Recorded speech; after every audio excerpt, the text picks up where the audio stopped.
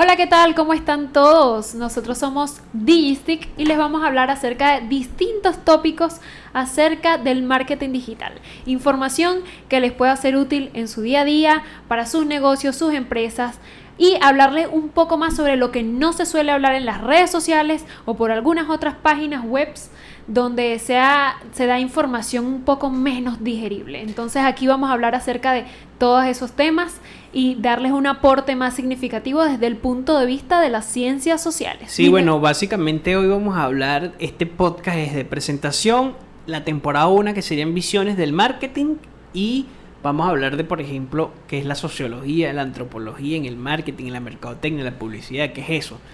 Entonces, bueno, básicamente es dándoles otra perspectiva. Recuerda suscribirte, darle like y, bueno, disfrutar de este contenido. Espero que les guste muchísimo.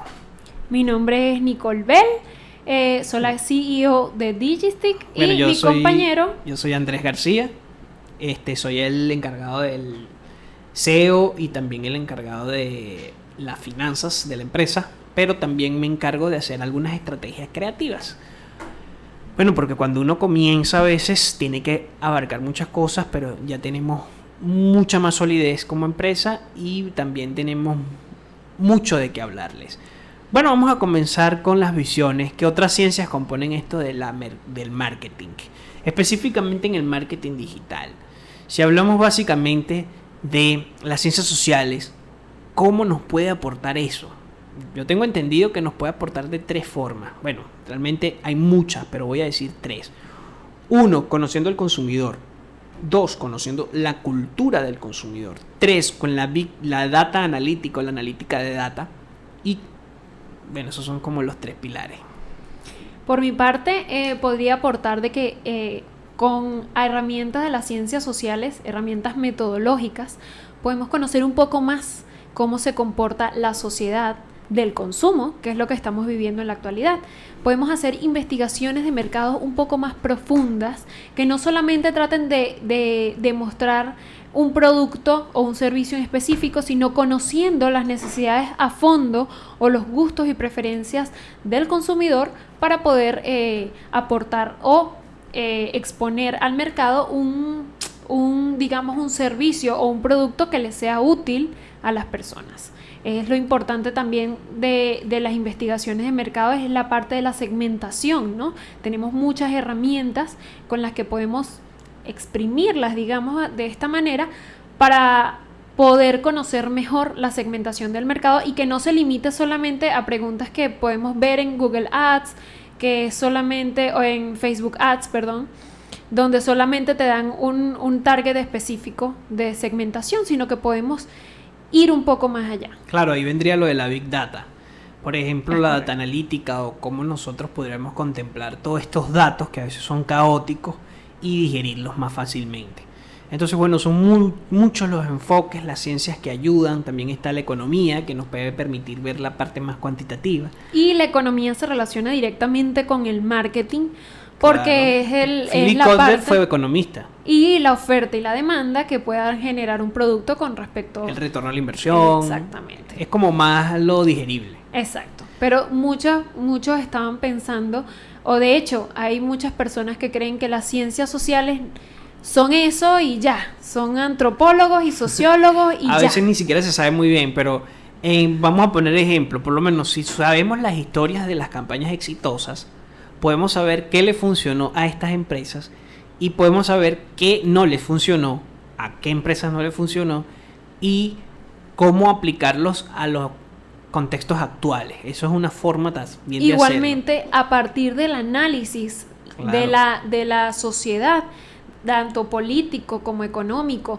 podemos saber qué es lo que le hace falta al mercado. Claro. Eso me recuerda a un ejemplo de Coco Chanel, de que ella en medio de una crisis de la Segunda Guerra Mundial, lejos de darles más de lo mismo a las personas, que eran tristezas, preocupaciones, ella decidió afianzarse con una empresa del entretenimiento que fue con un cineasta y generarle como atuendos a los actores de ahí para que quienes buscaran un escape, una vía de escape por medio del entretenimiento de todo ese caos que estaban viviendo a nivel social y político, pudieran recordar, pudieran ver esas películas y ver los atuendos y copiarlos. Y entonces ella aumentó ahí sus ganancias en medio de una crisis que se estaba presentando, como era la Guerra Mundial. Claro, igual hablando de guerras mundiales, Hugo era un costurero que en la Primera Guerra Mundial o posterior, un costurero alemán que después de la Primera Guerra Mundial, como Alemania quedó muy endeudada, no tenía para, o sea, realmente su negocio se venía menos. Después con eso vino el auge del nazismo. Hugo fue quien diseñó y vendió muy bien los uniformes a los capitanes y generales nazis. Ok, evidentemente le fue súper bien en su empresa, pero posteriormente, después del nazismo, esta empresa se hizo un super rebranding que creo que ni siquiera sabemos de qué empresa estoy hablando. Estoy hablando de Hugo Boss. Hugo Boss nació y creció o sea, no nació, pero creció en el nazismo. Y hoy en día, ese rebranding que hicieron, nadie lo asocia con el nazismo. Es decir, hicieron una muy buena campaña comunicacional y nadie asocia, oye, Hugo Boss es igual al nazismo. No, eso era antes. Exacto. Igualmente pasa con muchas otras marcas, pero hay que ver y profundizar qué fue lo que hizo, qué fue lo que no hizo, qué preguntas se hicieron, cómo respondieron esas preguntas y además cómo establecieron esas, digamos que, prioridades, objetivos. Y si nos vemos también un poco más hablando de esta parte histórica, ¿no? Me lleva a pensar en el logo del nazismo, pero si lo extrapolamos un poquito más allá, todo asociamos, por ejemplo, el logo nazi de esa manera, claro, la esvástica. Pero realmente eso viene más allá, más atrás. Del budismo, si no mal recuerdo. Sí, y ahorita hicieron una campaña tan fuerte en ese momento, o hicieron una símbolo, o sea, construyeron ese símbolo abstracto en algo tan fuerte que ahorita solamente vemos ese símbolo y no lo vamos a asociar directamente con el budismo. Lo mismo pasa con las marcas. Exactamente igual. Las marcas, por ejemplo, en el marketing somos servicios abstractos y eso nos lleva a pensar lo organizada que está la sociedad para poder asociar logos como Coca-Cola y con felicidad o Apple con la lujo. Parte de la marketing emocional influye mucho y cómo ese símbolo y ese signo que es tan abstracto, que es un dibujo que aparentemente no tiene ninguna relación, empieza a tomar forma y empieza a tener ese sentido dentro de la sociedad. Ahora claro, la gente que tiene un Apple, por ejemplo, es símbolo de estatus, de un poder adquisitivo mayor, etcétera. Bueno, realmente también Apple o muchas otras empresas como por ejemplo McDonald's, como por ejemplo Netflix, como incluso las empresas actuales, hablando también no nada más de marcas, sino de marcas personales. Las marcas personales no es algo nuevo. La gente piensa que eso es algo nuevo, pero no. Realmente los faraones utilizaban la marca personal para posicionarse como deidades y como reyes. Eran una teocracia. Lo mismo pasa con los reyes.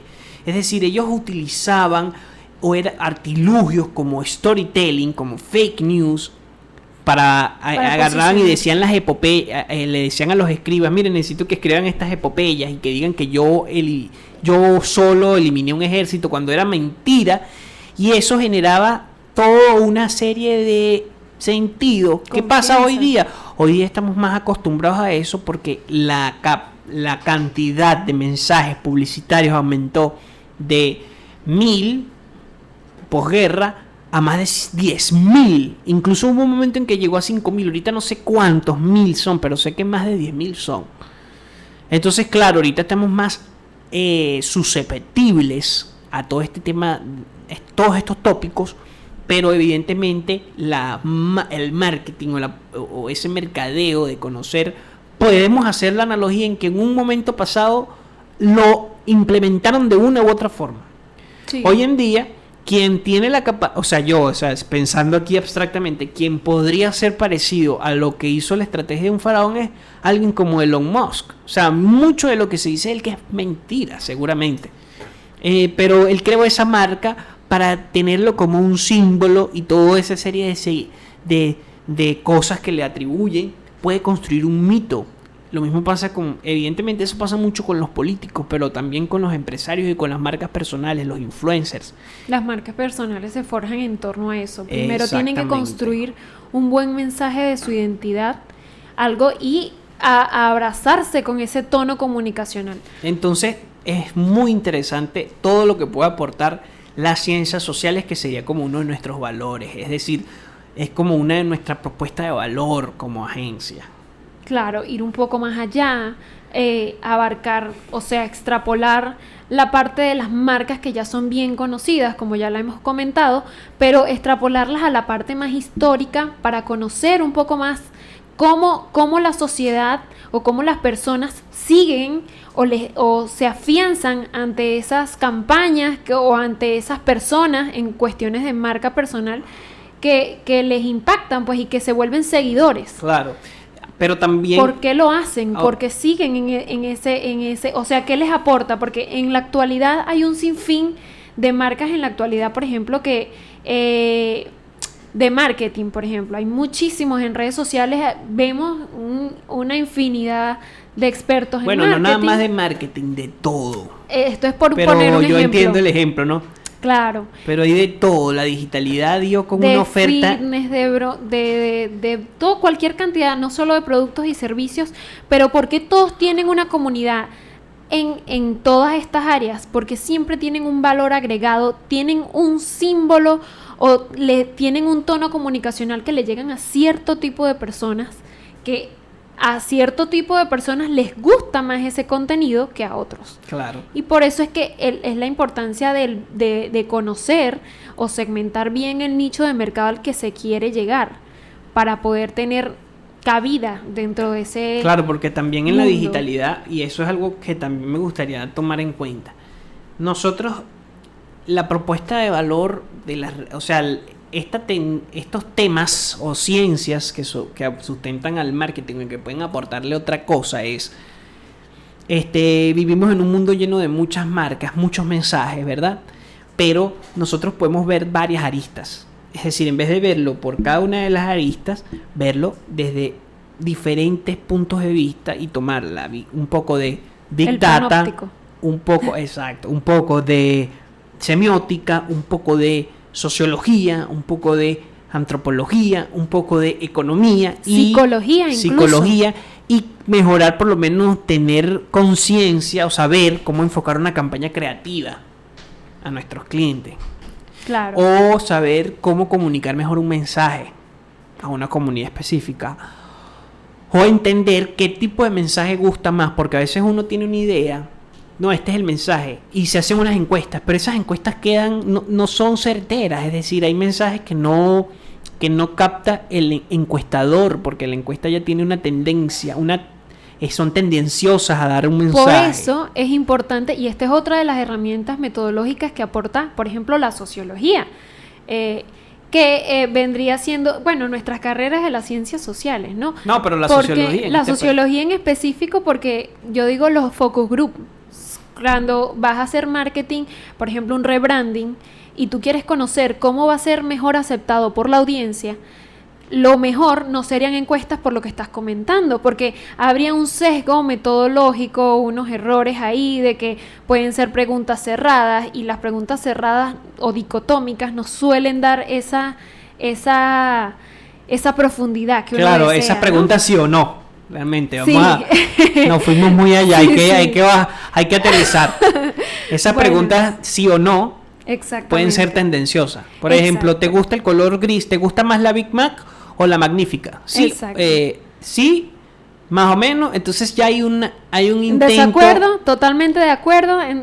Entonces, claro, ojo, no estoy hablando mal de McDonald's, sino es simplemente un comentario. Es un ejemplo. Entonces, el focus group, que se encarga de hacer un reclutamiento de una muestra representativa, por ejemplo, y realizar un guión específico donde se hacen una serie de preguntas en relación la marca, pero de forma muy sutil, y de manera que el orador o el líder, digamos, del debate, se encarga de preguntarles a ese amplio número de personas que no saben de qué estamos hablando exactamente, que no saben que vamos a hacer un rebranding con sus respuestas,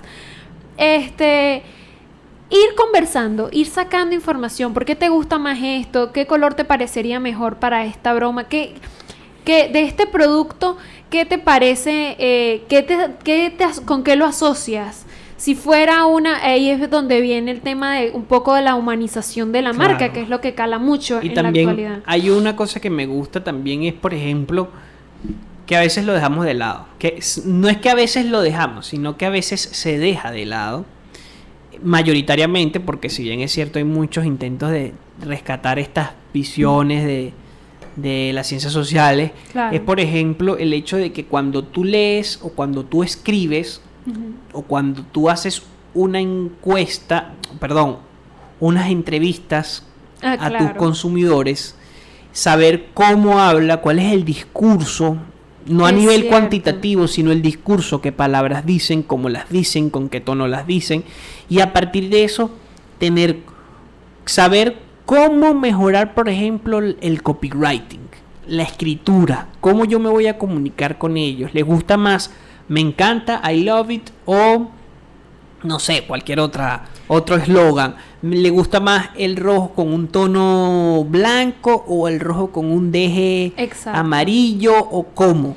Y ahí es donde también venimos a ver de qué forma nos comunicamos a nivel digital, porque nuestra arma de comunicación a nivel digital es mucho más abstracta, es a partir de la escritura.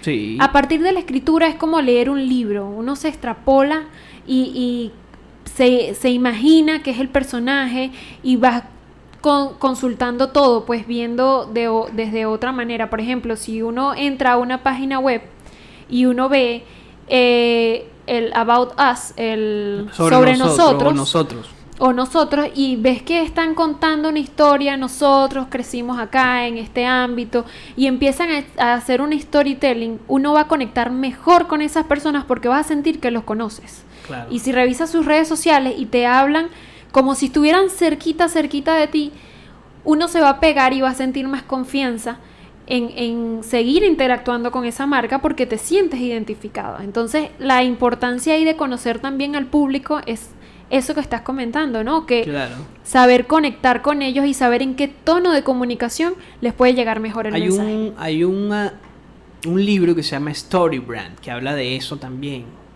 Y bueno, hay muchas propuestas importantes.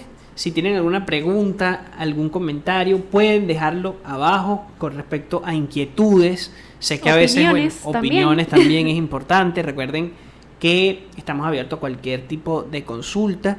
Vamos a ir entonces aterrizando. Ya hemos venido hablando de la historia, de la data, de las metodologías. Sí, que ahora vamos a, para concluir, diría yo, que uno de los puntos es pensar nuevas metodologías. No todos los clientes o no todas las empresas tienen la misma posibilidad, el mismo mecanismo. Entonces, bueno, sabemos que hay el inbound marketing, el embudo de venta, pero hay la creación de nuevas metodologías, nuevas formas de captar la atención, que es el mayor activo hoy día, porque con tantos mensajes, con tantas cosas, la atención es lo máximo. Entonces, que nosotros captemos la atención de ustedes es grande, pero no se sabe hasta cuándo podemos captar esa atención. Entonces hay gente que lo ve 1 minuto, están los de los 8 segundos, bueno, está la guerra por la atención. Con la rapidez con la que se dan hoy las cosas, el mensaje se absorbe como a medias. Exacto, pero lo interesante de esto es que, bueno, hay mecanismos como los podcasts que permiten incluso conectar más por la cantidad de tiempo que tú estás allí escuchando ese mensaje. No, y la maravilla de los podcasts como estos es que puedes hacer otras actividades en tu quehacer, puedes estar haciendo un quehacer cotidiano y puedes estar escuchando el podcast porque te va a llenar de información valiosa que puedes aportar para tu vida personal y para tu negocio en particular. Exacto. Entonces, una de las aportes de las ciencias sociales es esas metodologías, tanto ya existentes como nuevas, es decir, el científico social piensa, oye, ¿por qué no lo hacemos mejor por este sitio, por este otro sitio? Que entonces se convertiría en un estratega de mercadeo, pero enfocado con metodologías nuevas, como el focus group, como el análisis de contenido, como o entrevistas semiestructuradas, como la etnografía digital, que eso es otro tema, como la etnografía, como el análisis del discurso. Sí. Bueno, existen muchísimas más y las que se pueden hacer nuevas. Es decir, bueno, en vez de hacerlo así, vamos a crear esto, vamos a enfocarlo acá, vamos a investigarlos acá, etcétera, etcétera. Sí. Entonces, bueno, venimos hablando de la historia, de las metodologías, de los brandings, del branding. O sea, cómo se apegan estas ciencias y cómo no son enemigos, porque hay científicos sociales que creen que solamente van a hacer crítica. Y eso es lo que en muchas ocasiones nos enseñan, ¿no? A ser críticos. Pero hay que sacarle lo bueno de la crítica y es poder aprender de esas cosas, poder ver con un ojo crítico y a enseñarnos a pensar de una forma más abierta. Claro, es decir, yo entiendo tu punto. El marketing es malo, esto no, bueno, eso ya es tendencioso, entiendo, pero yo diría que... Eso es para otro podcast. Pero yo diría que la idea es lo que es. Está en la sociedad, vamos a analizarlo, o sea, vamos a estudiarlo, vamos a pegarnos, vamos a trabajarlo, vamos a estar allí, porque si simplemente nos alejamos desde un punto de vista, bueno, no, me alejo, también, digamos que se está cometiendo como que el error de no querer ver algo que existe. Exactamente. Bueno, yo diría que hasta acá el recuento de nuestro primer episodio de podcast. Que vamos a repasar. Quiero que repases más o menos cuál es la primera temporada, cuáles serían los próximos temas. Vamos a hablar muchos temas en relación básicamente con haciendo como un aterrizaje a las ciencias sociales, que va a ser nuestro valor que queremos rescatar a lo largo de este podcast. Y podemos hablar del análisis del consumidor, del Big Data, de la evolución digital, la Web 1, Web 2, Web 3, cómo se viene, el tema de la asociación de las criptomonedas, diríamos, de los NFTs, dentro de la sociedad, qué tanta aceptación tiene, cómo serviría para el marketing, cómo nos haría únicos, descentralizados, en fin. Hay un amplio abanico que podemos abarcar dentro de esta primera temporada exclusiva para las ciencias sociales y la relación con el marketing. Y más o menos este primero, o sea que una recapitulación de los capítulos para que sepa más o menos qué es lo que viene. Sí, bueno, ahí vienen varias cosas. Podemos hablar sobre todas las aristas que componen el marketing digital, ya lo mencioné. Sobre Claro, esa arista. Y bueno, básicamente entonces eso va a ser nuestra temporada 1. No se la pierdan. Recuerda suscribirte, recuerda comentar. Y bueno, estaríamos atentos aquí para el siguiente episodio, que vamos a procurar que salga semanalmente. Exactamente. Bueno, nos vemos en la próxima semana de Digistick.